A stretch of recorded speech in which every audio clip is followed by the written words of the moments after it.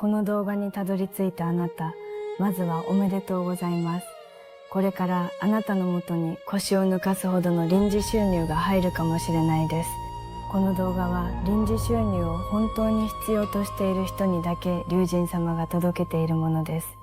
だからこそこの動画を絶対に閉じないでください。ここで閉じてしまえば、せっかく目の前まで来ている臨時収入の流れを自分から手放すことになります。もしかすると今こう思っているかもしれません。自分にそんな大金が入るわけがない。どうせまた何も起きないんじゃないか。うまい話には裏があるんじゃないか。そう思ってしまうのも無理はありません。あなたはそれだけ長い間お金のことで悩まされてきたのです。頑張ってもなかなか報われない。あと一歩のところでいつも先を越される。通帳を見るたびにため息が出る。それでもあなたは諦めずにここまで来ました。その諦めきれない気持ちこそが龍神様があなたを選んだ理由です。だからもう一人で悩まなくて大丈夫です。今は無理に信じようとしなくて構いません。信じられないままでもいいです。疑ったままでもいいです。ただこのまま少しだけ私の言葉を聞いていてください。今日これから始めるのは、あなたの中で止まっていたお金の流れをほどいて臨時収入を受け取る側へ、あなたを戻していく龍神様のヒーリングです。その前に一つだけお願いがあります。今この言葉が少しでも自分に必要だと感じた方は、高評価とチャンネル登録をしてください。それが私はこの流れを受け取りますという龍神様への合図になります。難しいことは何もしなくて大丈夫です。ただ画面に出てくる言葉を目で追ってください。できる方はゆっくり呼吸をしながら心の中で受け取ってください。準備はいいですか？それでは龍神様のヒーリングを始めます。